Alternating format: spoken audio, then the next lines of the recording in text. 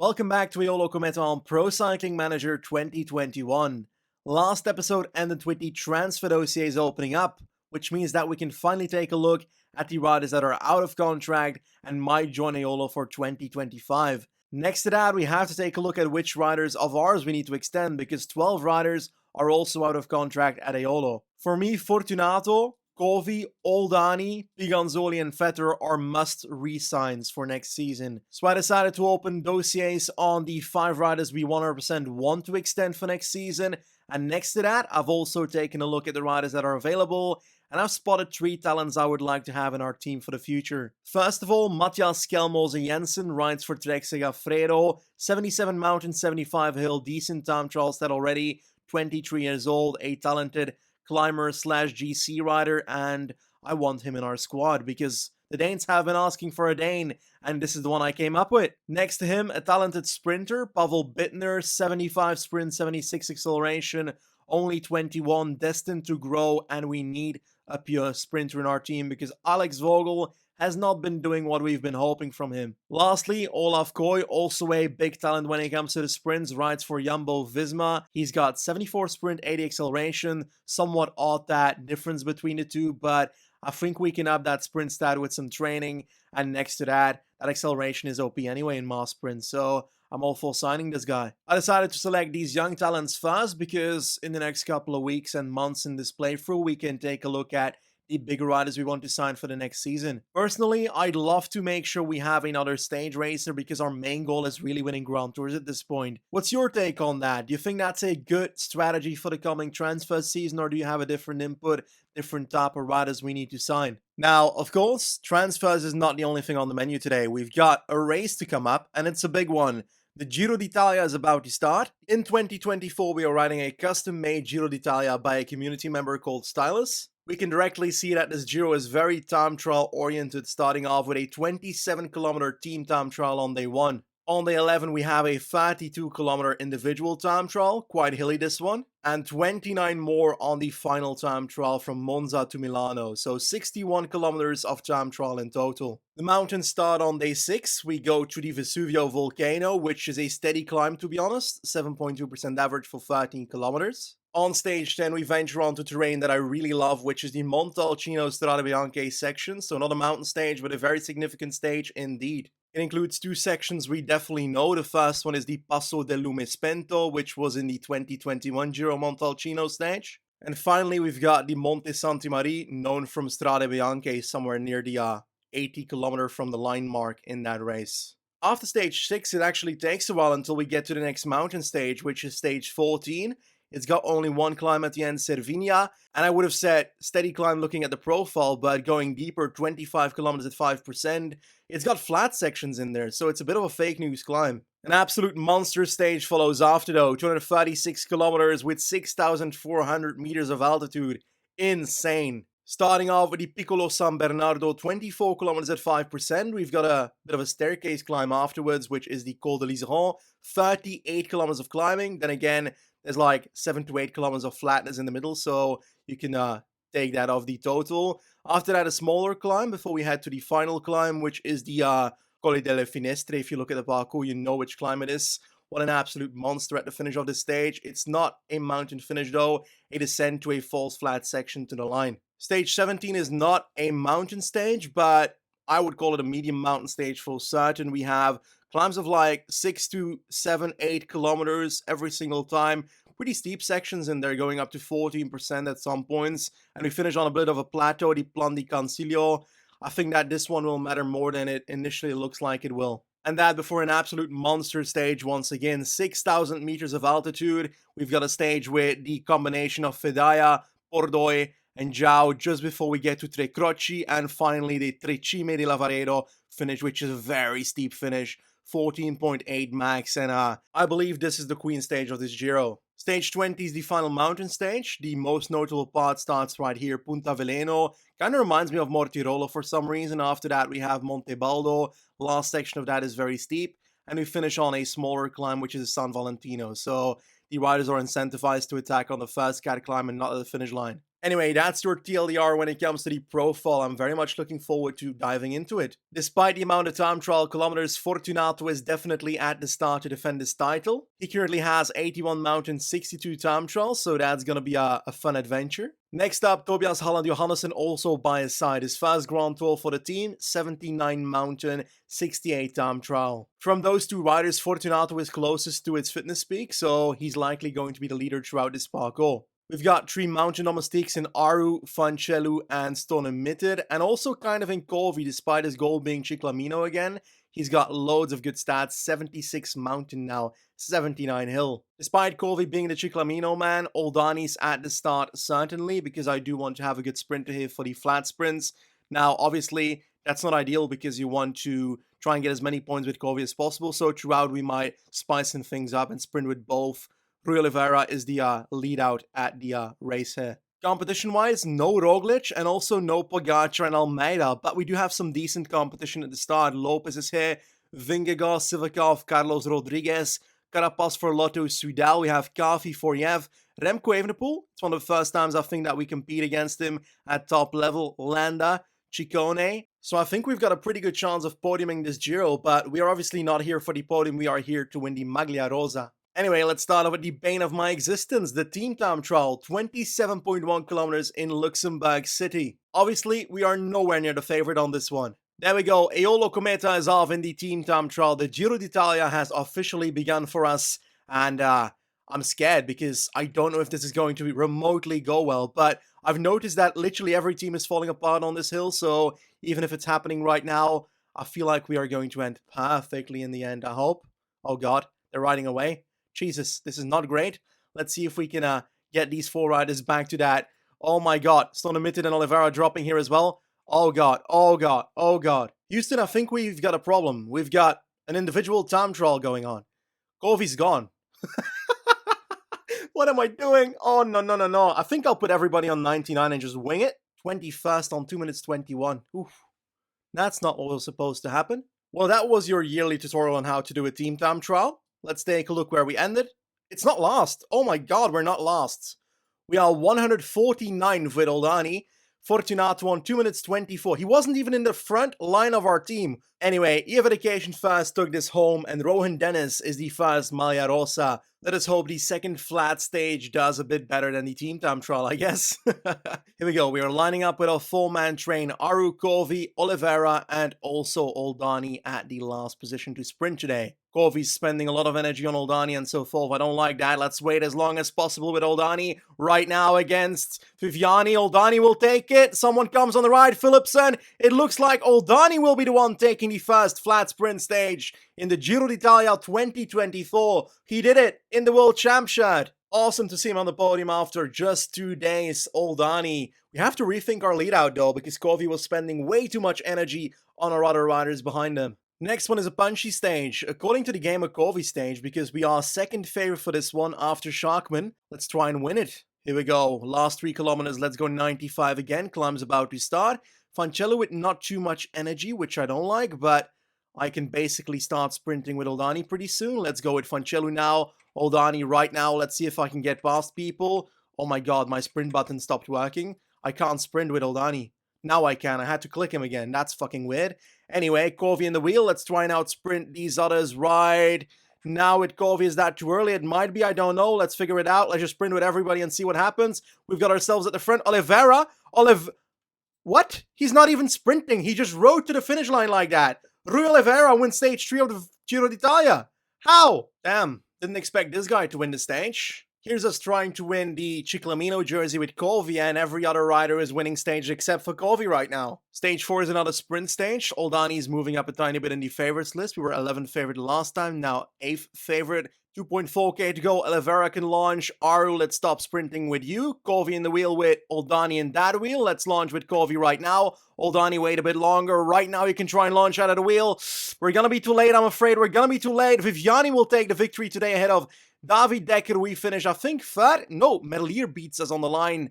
We are finishing 5th, actually, behind Bonifazio as well. For Ciclamino, Viviani is now leading. We are 2nd and 3rd with Oldani and Oliveira, and the rider that was supposed to do well is now 8th. Corvi on 30 points. Damn it. According to the game, a Covey stage is following, but I think I might dare to attack on top of that climb with a Fortunato or Johannesson. Let's see in the race. Ooh, Fortunato is down. Fortunato is down. Damn it! Ah, at this point in the race, that's horrible. We need to drop back Fancellu, Stonemitted, Aru, Oldani, everybody except for Johannesson. And we're at the back. Fortunato's here, but how the hell am I gonna move up in the peloton here? Impossible. Meanwhile, at the front, we've got our first attacks, including Ulisi, Cepeda, and so forth. The entire group of Ineos still here, so we can try and benefit off of that. I don't want to do the pacing today because I want to get Fortunato to the front of this damn peloton ASAP. People are trying to set tempo at the front, Carapaz and so forth. Fortunato is on a full 2 minutes right now, 3 minutes even. I'm going to be completely out of energy on top of this climb. At the front, I'm just trying to keep Covey and Johannesson at the front because Johannesson is our, well, backup leader. Over the top at the front, Fortunato has so much more to go. There's no way in hell he's getting back to the front. Just going to sit up on 85, maintain position, and hope that this brings back Fortunato. No, an attack by Ciccone. Oh, we got to make sure we can follow that because the top is coming in. There we go. There goes Covey. I'm going to try and sit up with Johannesson in the wheel of Bajoli. And I'm going to try and get away together with Ciccone right here with Covey. Because then we're not bringing any other GC rider with us right now. That would be ideal. Let's just keep on attacking in the descent with Covey. There we go. Covey straight down the descent with 3 kilometers to go. Ciccone is still in the wheel, but it looks like there might be a gap after the next corner. I don't know yet. We're trying to get away. He's going to start sprinting already. Seems like that's worth it. We are getting away with Covey. Looks like we're heading for a stage win. Johannesson in the second group, which is perfect right now, but we're going to lose 2 minutes at least with Fortunato. But at least we got a stage win out of this one, so it wasn't too horrendous, I guess. Let's keep on sprinting. Let's sprint with Johannesson as well, even though he won't get second. There we go. And we've got ourselves winning the, is it 5th stage? Yes, it is, with Alessandro Covey ahead of Ciccone and Sharkman. GC-wise, we are not in the top 10, obviously, because we were 2 minutes behind already with the team time trial. Hugh Coffey is the new leader, though, ahead of Carlos Rodriguez and Sivakov. But hey, we put one thing right. Covey is now in Ciclamino after this stage, so that's great. So no real time loss for Johannesson, but when we scroll down, we will see that Lorenzo Fortunato finished on 2 minutes 28 of the leader, which is Covey here, so 2 minutes 05 on the group of Carapaz and so forth. GC-wise, this means we are now on 17th with Covey on 148. We are on 27th on 2 minutes 23 with Johannesson. And we've got Lorenzo Fortunato on 4 minutes 30. We can't afford that in a GT that has so many TT kilometers. Next up is the mountain stage, stage 6 on the Vesuvio volcano. We've got roughly 13k, but not the steepest, a very steady climb. Lopez, Carapaz, Landa are the favorites according to the game. Fortunato 6th in that list. Let's see if we can take back some time that we lost today. We gotta focus on 2 leaders, Fortunato and Johannesson. The break is about to start the final climb. Here we go. Vesuvio is on. It is 948 meters of altitude, 12.6k long, 7.2%. Fortunato and Johannesson in the peloton, sitting quite ready to keep on pacing 72, 73 the entire climb to try and follow any attacks that come. Okay, didn't expect them to come at the bottom. Ciccone, Lopez, O'Connor, Sivakov. Let's keep going 72, 73 and make sure we can follow somewhat. I don't want to get into that group yet, though. That is very early. Somewhat surprised that we're not seeing Evenepoel in this group at all. So I don't know where he is at. He's sitting in this group. Rodriguez as well. Oh my god, they are going for the wrong leader. I'm gonna go for 85 then on Fortunato and Johannesson. I'm gonna risk it. Here we go. 2.5 kilometers to go. I don't like our energy spendage right now, though. Let's keep it on 80, something like that, 82, but it looks like it's going to be a bigger group going to the line on this one. But we've got both 4 leaders in it, so that is good. Covey's done for. Let's go towards 80 and keep it like that for the entire rest of the race, because if we go harder, this will not end too well. I think I'll keep Johannesson in the wheel of Fortunato right now and see if that does anything. They are both spending a lot of energy, though. Let's just keep ourselves as close as possible to the stage winner, which is likely going to be Carapaz on this one. Let's start sprinting ourselves. 4th and 5th on the stage. Carapaz wins ahead of Hindley and Richie Porte. Didn't expect those to be the leaders of those teams. Landa bridges up to the group. Walter, Sharkman. And I'm really disappointed in the likes of an Ineos because their leader, Sivakov and Rodriguez, are nowhere to be seen at the front. Actually, everybody seems to have gotten the same time in those first 3 groups, which is Kind of surprising. GC-wise, the new leader is Richard Carapaz ahead of Sivakov and Valter. We are not in the top 10. We are certainly moving up though. Johannesson on 121 of the lead right now, and we've got Kovi on 209. Fortunato 328 still. That one still hurts, to be honest. The likes of a Lopez losing 48 seconds and Sivakov losing 59 and so forth. Rodriguez 150 is certainly somewhat unexpected for me. After that one, another flat stage on this one, finish in Venafro. Bit of a hill in the last 20 kilometers, so might be beneficial for Kovi and Oldani. 3k to go, we are very well positioned. That hill helped a bit in positioning ourselves, but it wasn't too crazy, to be honest. I'll wait a bit longer to launch with Oliveira this time around. Let's do it right now. Kovi in the wheel. Let's try and launch with Kovi right now. Oldani in the wheel right now. Let's wait. Let's go now. Oldani versus Medlir and so forth. He's just not fast enough.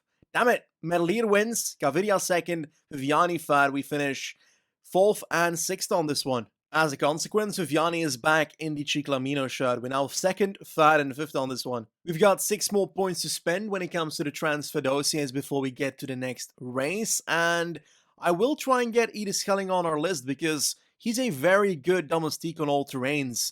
Mountain, hill, cobble, also a lead out, so definitely worth it for the team. For the rest, I'll be keeping my other 3 points that I've got available for the upcoming few transfers because I want a big rider. We're going to be finishing off today's episode with this stage, stage 8 of the Giro, finishing in Guardiagrele.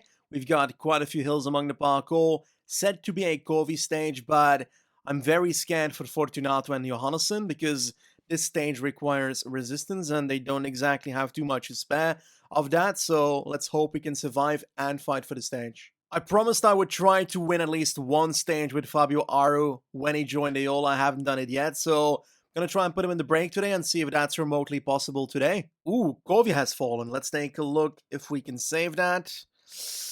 Let's try and work with him alone, and let's see if that's working out. Oh, we almost fell again over Laporte here, but I think we might be able to slowly but surely make our way back to the back here. Here we go. Kovi's back. I didn't wait with anyone because he's not my priority. Fortunato and Johannesson are. Oh my... Really? Again?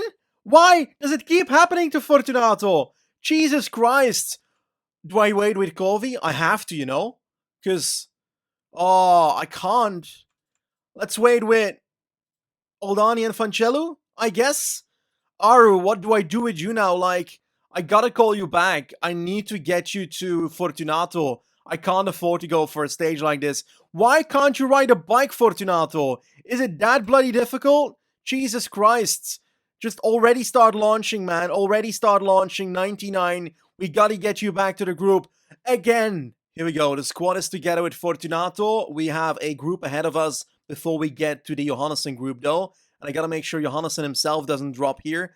We are now a good 30 seconds from the front of the race with this group, and we have, a tiny bit to go on this climb. We've got an attack at the front. That is from the group with Johannesson. Ciccone is attacking, but he's kind of out of energy already, so it won't be too long. I'm trying to still get back. Gap is 2 minutes right now for Fortunato. We're gonna lose 2 minutes again. Here we go. Final climb is about to begin at the front. 6k to go to the line, and I've got Johannesson with Kovi as protection, sitting very nicely. This is a big one though, Muro di Guardiagrele, because in the middle of this one, we've got a very steep black section, and we've got to move. That is Landa, Carapaz, Rodriguez, and Kafi. I got to make sure I can follow that somewhat. 87, 86, something like that. And it's Jalon Johannesson. Come on, man, steep section coming up. Let's use this flat section to launch. And we are on the steep section. They're going already. How long until it flattens out? Oh, it's pretty soon. I need to try and launch right now with Johannesson if I want to try and finish in this group right now. Come on, come on, come on. Stage winner is going to be Richard Carapaz, it seems. Head of Ciccone, Hindley, and Landa here. But what a dominance by Carapaz. We're going to finish in the first 5, it seems. Or first 6? First 3? I don't know. Something like that with Johannesson. There we go. Crossing the line in 5th. Tobias Johannesson. We have Fortunato still trying to get up this damn bloody last climb. He's going to be losing 2 minutes 50 on today's stage, which is once again horrendous due to a bloody crash again. More like unfortunato. Johannesson actually finished not too far off Carapaz, so I'm quite happy with how he went today, but Yeah, Fortunato is just not having a great time staying on his bike, it seems. GC-wise, we are now 8th in GC on 148 of Richard Carapaz with Johannesson. I'm scared to take a look where Fortunato is. Let us scroll down a bit. We lost 2 minutes 56. We are now on a total of 6 minutes and 34 seconds. And we're not even at the bloody individual time trials. Oh my god. I think Johannesson's leader from this point onwards, unless we have a huge comeback from Fortunato somewhere. So far, 3 stage wins with Oldani, Oliveira and Colby in this race. We are sitting quite far away in GC right now, but all that stuff could change in the coming 2 weeks of this race. That's about it for today's episode. Thank you for watching, and I'll see you soon for the next 6 stages of the Giro d'Italia. Goodbye.